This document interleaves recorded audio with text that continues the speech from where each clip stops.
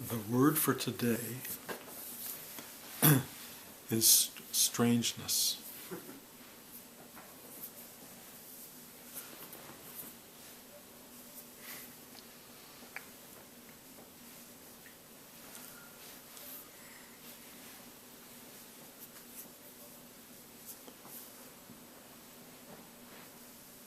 It's something we all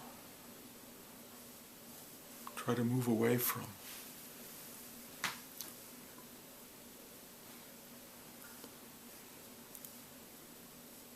We all have something we call a comfort zone.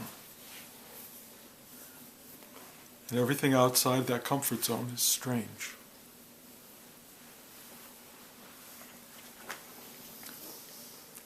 Sometimes our comfort zones are very, very, very narrow.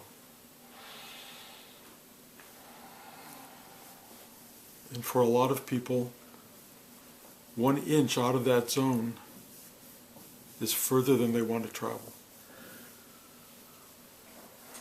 Because it gets strange. Expanded consciousness is a little bit like expanding your comfort zone. You can live in a bigger world, a bigger realm of feeling and experience.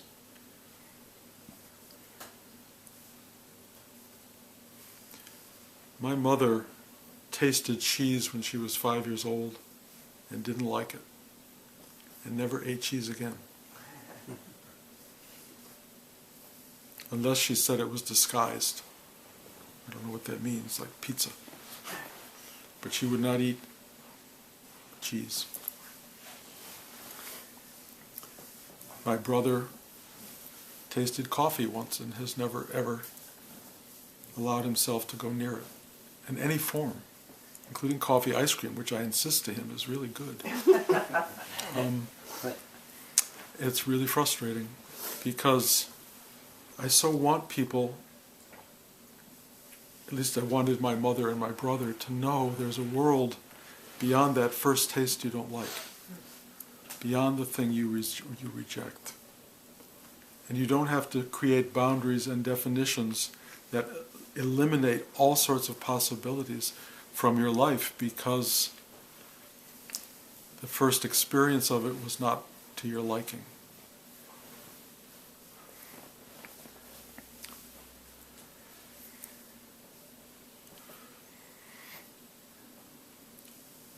Part of my experience in my spiritual journey has been traveling from strangeness to strangeness, to huge episodes of unexplainable discomfort. Strangeness in others and strangeness within myself. And the strangeness, of course, appears in all forms. Interestingly, we're living in what I think a lot of people would call right now strange times. Certainly politically, strange. But I think beyond that, the transformation of our lives into these digital cyber worlds is for many people strange. And for those who are willing to test the waters and go into strangeness, they start to find, well, this isn't so bad. Not so terrible. Might even like it. Might even change my life. Might even be wonderful. And then there are whole groups of people who devote their lives to the comfort zone, who devote their lives to the familiar, to that which is easy, and are deeply, wildly threatened by the strange. Even creating war zones, battles, to fight that off, to fight off the thing which is unknown to them. And of course, the history of the world is basically the history of how we confront strangeness and strangers. Strangers outside and the stranger within. And trust me, the stranger within is as present tense as the stranger outside. And so we only allow ourselves to penetrate so deeply into ourselves that we get to a place where we can go, okay, that's who I am. But then there starts to be other stuff inside you that you go, nope. Has to do with fear, has to do with just pure discomfort.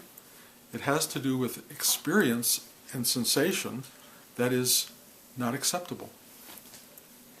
And I've experienced a lot of that, a lot of sensations that I go, whoa, that is not a place I would like to live. Not a place I want to go.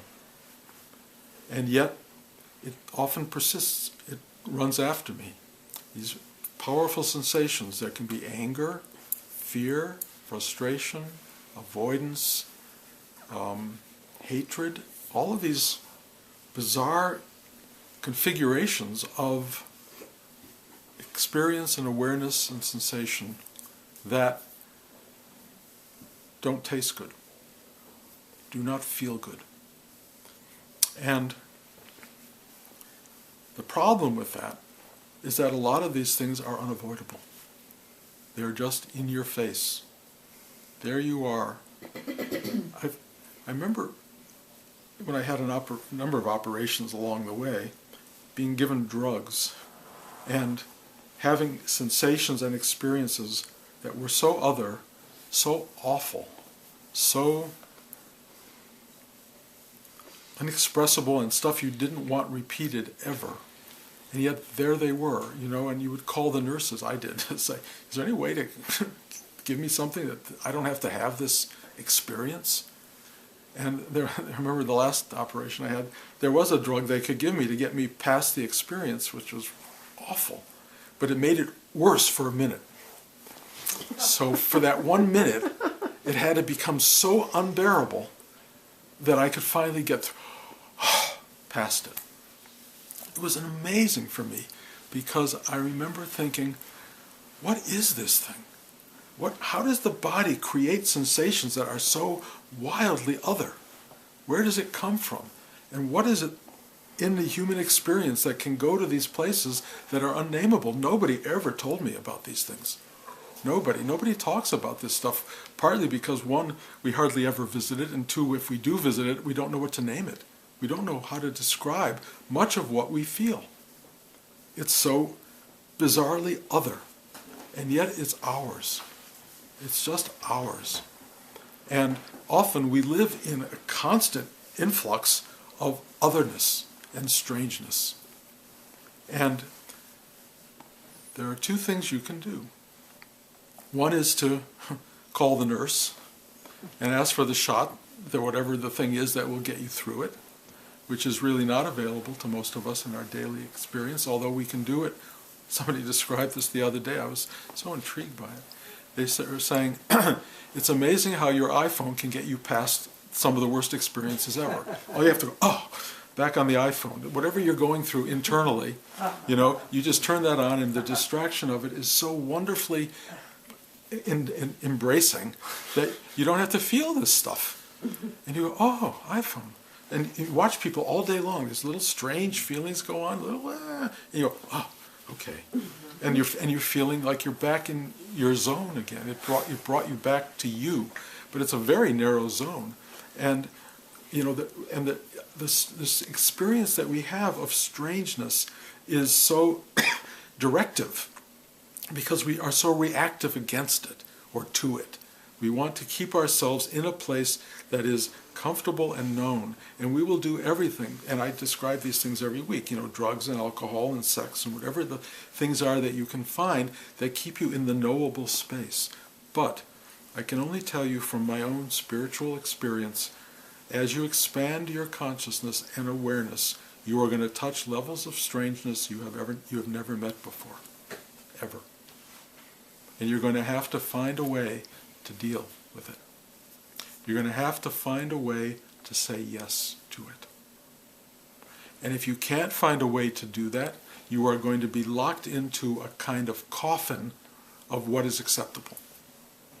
You will, in a sense, create the boundaries or the thing itself in which you die.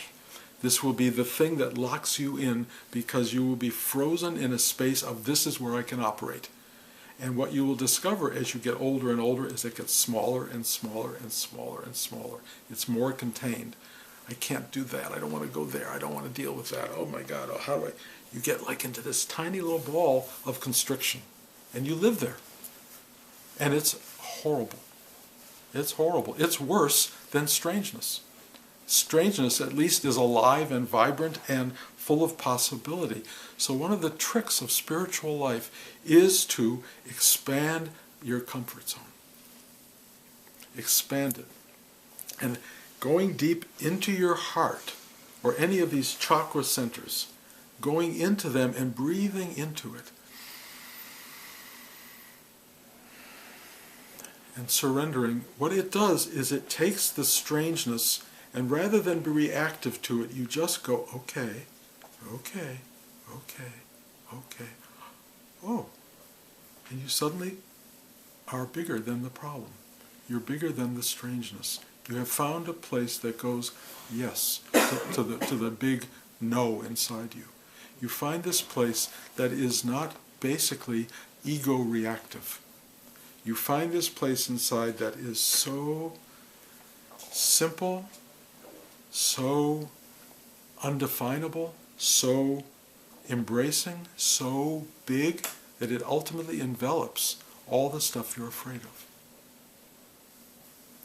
There's a place inside you that the doorway is very simple. You just go into your heart. It feels small, but you just go inside. You enter the space of your own being, and this thing expands, and it expands, and it expands. And it says yes to the vastness of the unknown. It's a really beautiful, exquisite space. It doesn't mean that big otherness and strangeness doesn't continue to occur, but you have a mechanism for allowing it to be. You have a mechanism for exploring it. In other words, you take another bite of cheese, you try the coffee ice cream, and you go, oh, unexpected, actually nice, actually good. There's a world of cheese that you never could believe existed. There's a world of coffee flavor that is like shockingly good. And you start to become something that is liberated from this very tiny little persona that has been running your life, that has been documenting and forming who you are from the beginning and causing you to have a lot of pain and suffering because you are locked into a very small expression of what is a very giant being. You are a vast being, full of possibility, full of wonder, full of joy, full of beauty, full of expansive capacity, and living this very little thing of, I don't eat cheese. I don't drink coffee. It's not right. It's not wrong, but it's not fair to you. It's not fair to limit yourself to the world that you are. This comfort zone, when it starts to open, gives you a lot of field of play.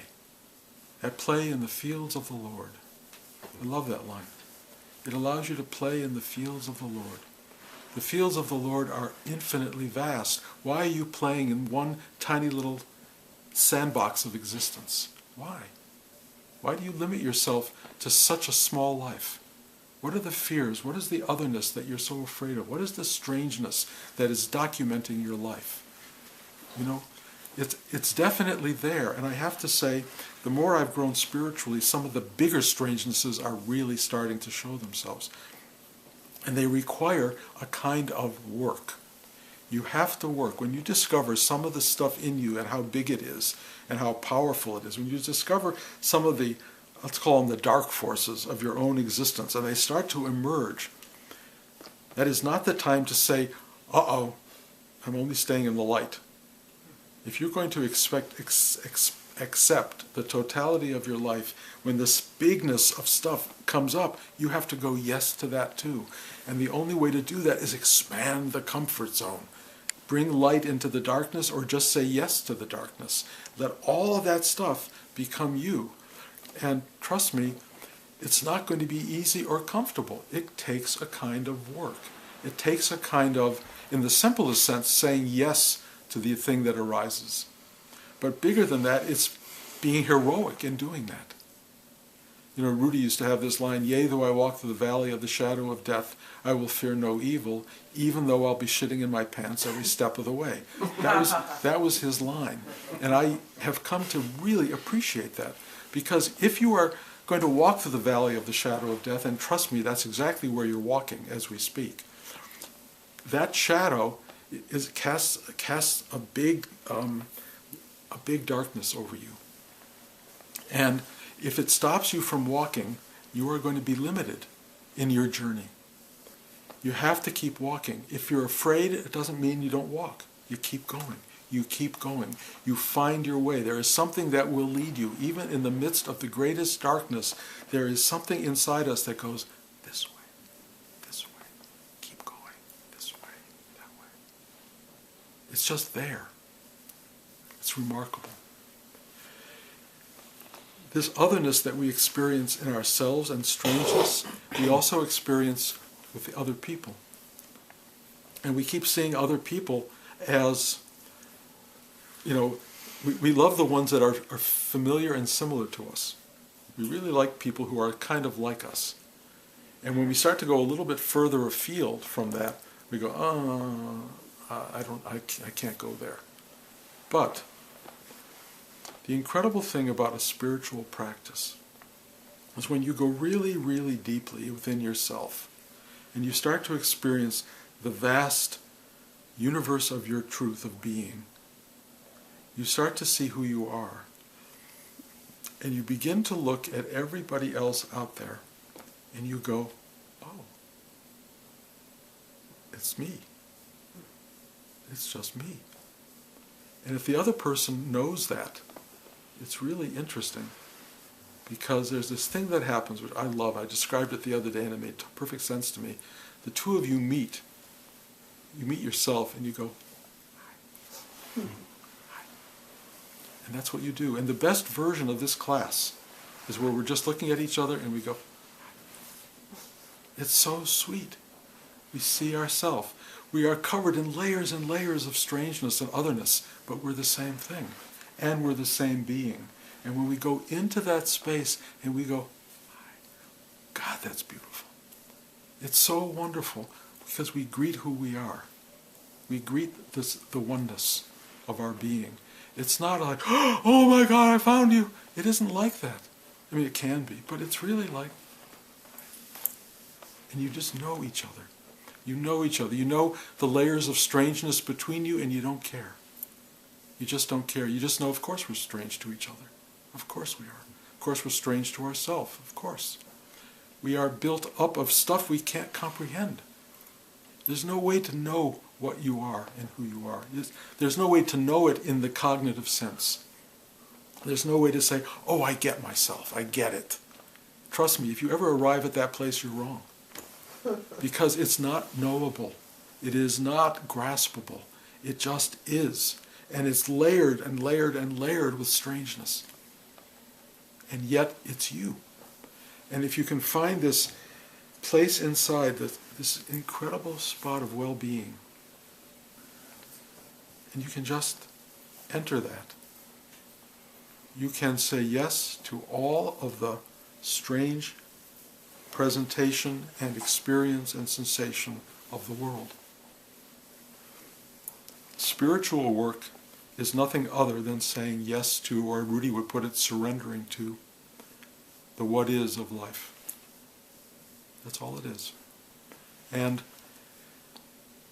if you're lucky enough to have some kind of awakening that is just like a throwing your hands open and diving in and falling into infinite space forever, great.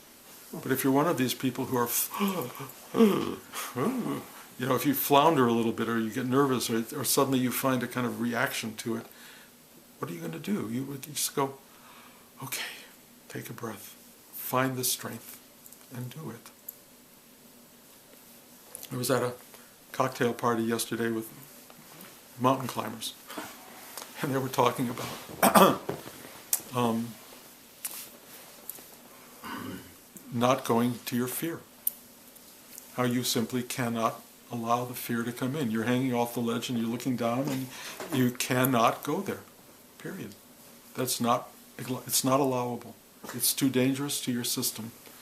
That's kind of another way of dealing with strangeness. Which means not that the strangeness isn't there, but that you cut off your reaction to it. You just say, no way. No. My grandson, 2 years old, has picked up the line, no way, Jose. and it's really weird to hear him say it because he doesn't know what it is on any level, but he goes, no way, Jose. But that is kind of the idea. No way, Jose. You cannot go there. You just have to know that there is an abyss that is in front of you of fear and possibility, but you can absolutely go, nope, no way, Jose. We kind of have to learn that. The only thing is, at some point, there is this way, Jose. At some point, the very thing you are most terrified of will probably present itself. It will call you. It will take over. I mean, it's called death, basically. Biological, physical death. You know, and I don't care how awake you are, your biology is never going to get rid of that fear. There's a thing that happens. But there's a training ground that can go, basically, yes to that moment.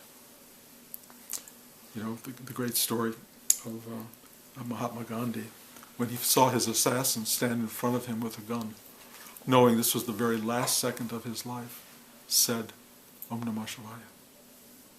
Om is the name of Shiva. And he was dead.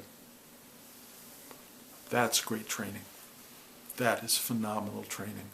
When you're staring into the abyss and you basically go, yes.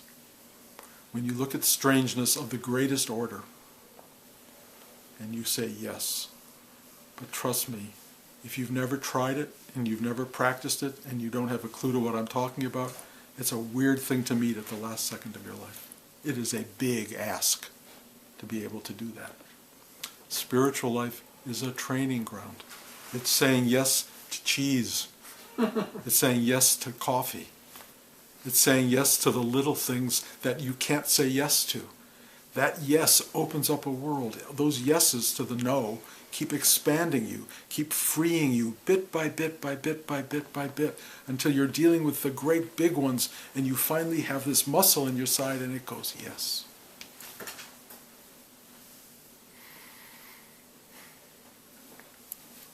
So that's the journey. That's one of the ways of looking at the journey. You know, strangeness is part of our worldly experience. We can define it in millions of different ways, but it really is, it's a corrosive, scary, undefinable experience and feeling and sensation that never crept into the system before, and you don't even know what to make of it. You have no clue. What could this feeling be? What is this? I often call it the middle of the night feeling. What are these strangenesses that come in? Who knows? How do you deal with it? Run or face it? Say no or say yes? Take a breath. Thy will be done. It's all part of the creation. It's all part of singularity. It's all part of the oneness. You know, I was talking to Jordan this morning about how we trust every moment that the next step we take will be on solid ground. We just trust it. This step. You trust when you sit down the chair will be there. You trust that you'll have a breath to take. You trust every minute. We have such unbelievable trust in life. But along with that comes this strange little fear of the strangeness of the unknown, you know. But mostly we are very trusting and believing creatures. We really do. We walk through the day all day long trusting. use that. Use that mechanism. Trust. Let trust happen even when the strangeness happens. You can do it. I was talking about, I said this a few times ago, when Blanche and I had our car crash, and I was looking at the car T-boning coming right at me through a red light, and I went, I think I've said this, but boy, this is inconvenient.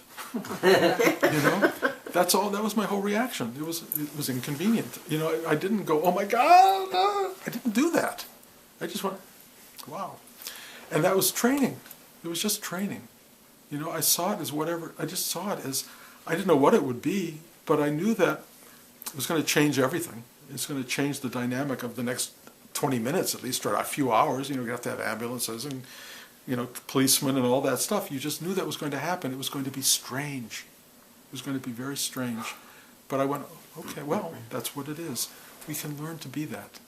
We can learn to react to the unknown, to the unpredictable, to the bizarre nature of experience and the unfolding of experience in a way that Rudy would call surrendered, open, and agreeable. Okay, this is what it is. We're not always good at it, and we will mess up regularly. We all do, because we're human. And that's another whole thing. You mess up, and it gets really strange when you mess up, and then you do your practice, you move on, you let life start to reshape things, and you come back to your very large zone of comfort. You return to this. And that comfort zone will get bigger and bigger and bigger until there's nothing it can't embrace. And you're home. So, don't be afraid of the unknown. Don't be afraid of strangeness. Don't be afraid of the other. Don't be afraid of yourself. Or if you are afraid, recognize that you can chomp away at it a little bit at a time by allowing yourself to embrace the strange rather than run from it or cut yourself off from it. And I guess the best way to end this talk is say, eat the cheese and try the coffee. Any questions?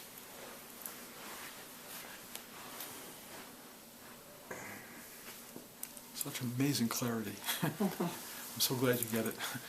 Yes. I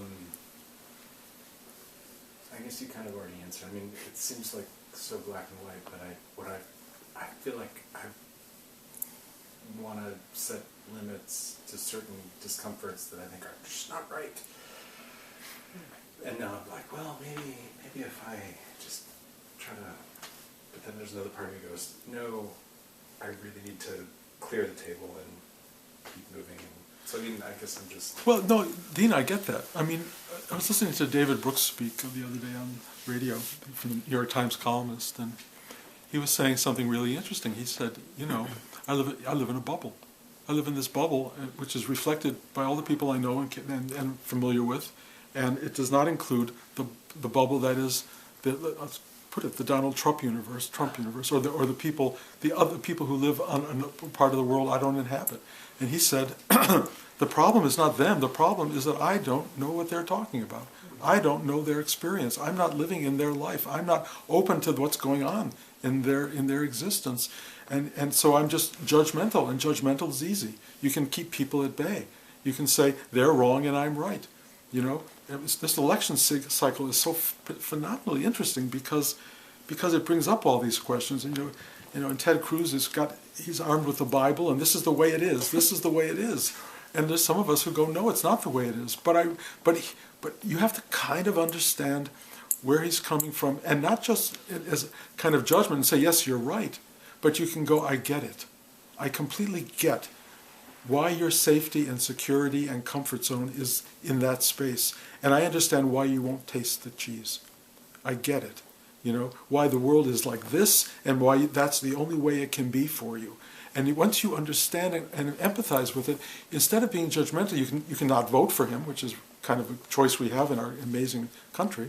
But, you have to see what it is. And if the whole country starts to turn into Donald Trump land, which maybe it could, boy, oh boy, are we going to get an opportunity to look at get an opportunity to see there's another way of thinking and being, and watch how that unfolds, and how it may be surprisingly affecting on some level and disaffecting on another. But you will get to explore, as I think we already are, that there is an otherness around us that's making itself known. One of the great things about internet world, the world that we're living in now, is we're hearing from people we've never heard from before. We're hearing from people who have a voice that we're not given a voice other than at a ballot box, and even then sometimes with great limitation. We're starting to hear what the universe is that we live in. That's very meaningful. You know, you may not like it, but you should better taste it, because it's part of what you have. And is it strange to some of us? No kidding. You know, you think the liberal voice is strange to the conservative voice? Yes. You know, how can people possibly open to, you know, people sharing bathrooms? You know, that's a big question right now. There are people who cannot imagine for the life of them that somebody who would, a male, I won't go into all the dynamics of transgender at this moment, but how could somebody actually take and use a bathroom that my daughter's in, that's male? You know, the incomprehensible nature of that. We have to look at that without being superior to it, without thinking we know the answer. All I can say is there are different ways of examining the universe. I would say, as you expand your consciousness and you evolve as a spiritual being, you start to see all the colors and gradations, rather than the blacks and whites of existence. It isn't black and white. It's everything in between. It's just everything. And yes, there are rights and wrongs and moral positions to be had and all of that. There are people who can't take them and people who do take them. We understand all that in some profound way. There are the Ten Commandments, you know, how to live. The rule books there are a number of rule books out there of how to live, but they're misinterpreted all the time, and it creates a really confusing environment. So what do? You have to find your truth. And then you have to find, how do I open to the thing that's in front of me? Because that's the truth you're dealing with. The truth of a world that's opening up to you is it's in front of you. And we are suddenly facing a world that is very available to us, which is political, environmental. There's so much going on right now in our universe that is suddenly in our face. You can't hide from that. I mean, you can, but the bigger thing is to open to it, and then what? Become an activist, perhaps? Or a lover of the dualities and the multiplicities of being? It's all unfolding. You know, I would like to say it would be beautiful if we were all highly conscious and all loving and all, you know, all discovering our own core oneness, and if we were all kind of waving to each other and saying, what an amazingly beautiful world we're inhabiting. That's the goal on some level. But until that arrives, you know, the world is what it is, and we are one little molecule or point in that amazing sort of pointillistic image. And so let's be the best version of that we can and not be afraid of the whole. That's kind of where I'm coming from.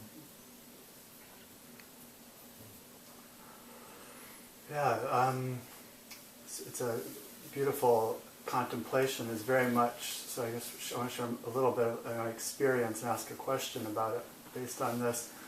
Is that, you know, I've been in like this very heightened state of bliss and ecstasy. And then, you know, after we spoke last time, there was like this opening to open up to the world and to share myself with the world.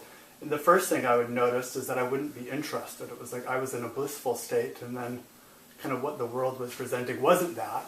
And I would just find I wasn't interested. And then I started to contemplate it deeper, and I started to, you know, I was like studying the Mahayana, the Tibetan Buddhism, and just taking in the suffering of the world. And it was like there was a richness in opening up to that, but I also noticed that there is like my experience in that is that like I start to feel like I get lost in, you know, this overwhelming like taking on, like feeling hell, like feeling like these hell states and aggression, and it doesn't even feel like my personal emotional states per se. Yeah, it's not. It's crazy. And what I'm just kind of, so I noticed there's the aversion, and I'm just kind of working on like releasing that, my own aversion to experience that. And my sense, my feeling, my intuition, and like the barest openness of my experience is that like the yearning is opening up to that non-duality of the bliss and the, what's experienced is other. What's experienced is That's beautifully put. yeah. You can't say it better than that. I mean, private bliss is available. It's available. You can go into your own space and live there. Yeah. But there is the rest of this. And you can choose not to engage it, or you choose to engage it. It's there. And this private bliss is, I can only say I've met people in private bliss who cannot handle life. And I look at them and I go, is that a full embrace of the non-dualistic truth of being? And I think possibly in the very end, after you leave duality, you may arrive at endless bliss of some kind. But my guess is the greatest endless bliss incorporates all that is, not the denial of the fearsome, the other, the strange.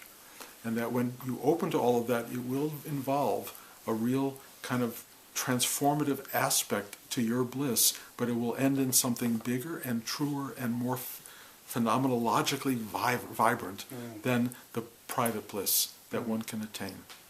So I'm not saying don't have your private bliss, and I'm not even trying to tell people to do this other thing, because I don't know that it's the better version, but I do know in terms of the what-isness of life, there isn't just bliss. There's light and dark and everything in between.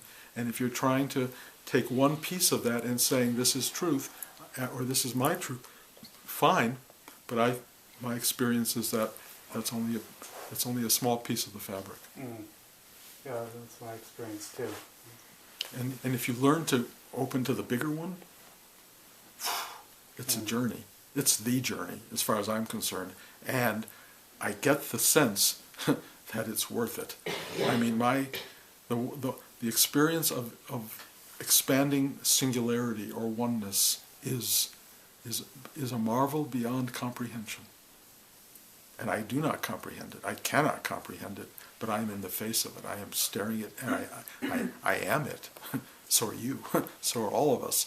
But to live a life in your little tiny comfort zone is even if it's a big comfort zone, even if it's a blissful comfort zone, is not to be in touch with the totality or the absolute of what is. And the what is just beyond anything we can articulate. Although the poets try, the great poets, and the painters and the artists, they all try, and they all give us glimpses, which is wonderful. But being that, not just recognizing it, but being it, is the journey.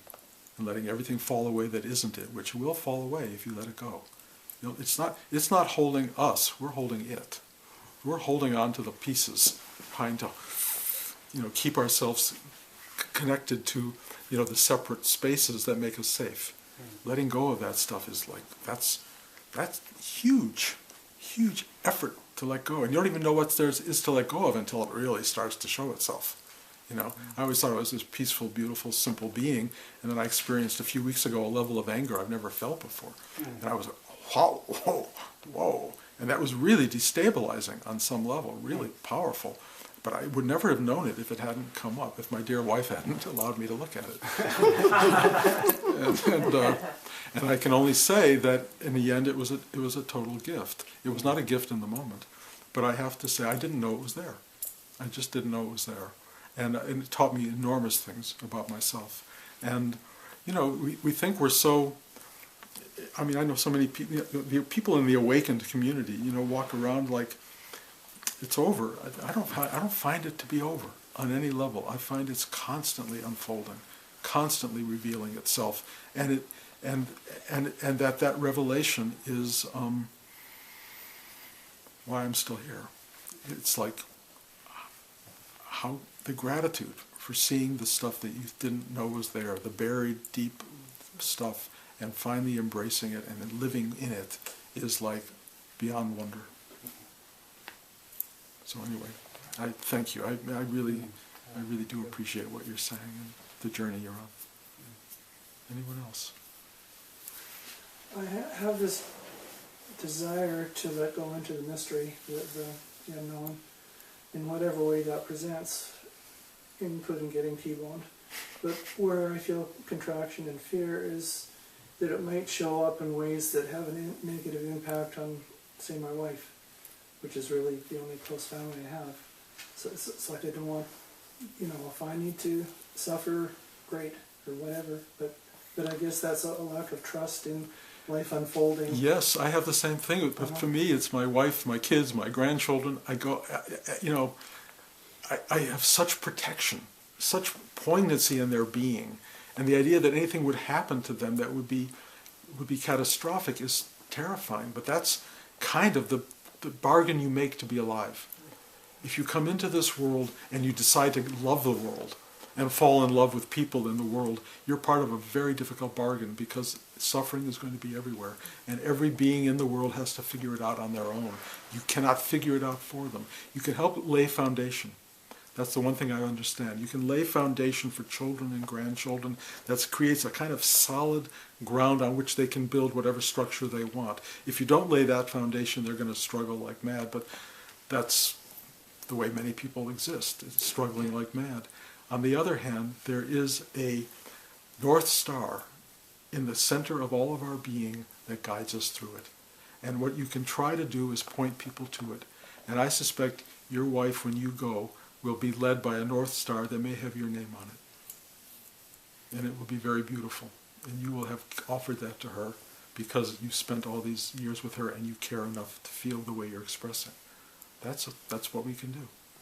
Yes, it's terrifying. It's terrifying to leave people on their own struggling. But as I say, when you get really deep into that space where you go like that, when there's that little high, everybody lives there. That's really our true being. Our true being is not cut off from the most trustworthy reality of whatever you want to call it, of being. It's there. And yes, and do we trust it? Again, in a funny way, we trust every moment's going to be an extension of the one before, and it's going to work. We just kind of trust it. Do we have fear? Of course we have fear, because we know one of them is not going to be there. One of those steps is not going to be there. What a powerful way to live, with absolute trust in something that is ultimately untrustworthy. On the other hand, that promises in some phenomenal way to catch you. And we'll find out. If we're wrong about that, we'll go, whatever you do, why didn't you catch me? But, what can I say? Until that moment happens for each of us, it's trust. It's trust, faith, love being like the key of all keys, because I don't know where love comes from or how it has emerged on this realm of existence, but it's the guiding factor. It's the thing that is the most wondrous part of life, is this ineffable thing called love, whatever it is, and it's worth being just to touch it. And clearly you're expressing that for your wife, and she feels it for you, and it won't go away when you're not here. It doesn't disappear. As far as I know, it's there forever. It's the thing that guides us forever. Dark sky, one little tiny light in that sky. When you focus on that light, love. My guess. But I would sell it. I would sell it. Because I believe that's how it works. And we'll find out. Okay? Okay. Thank you.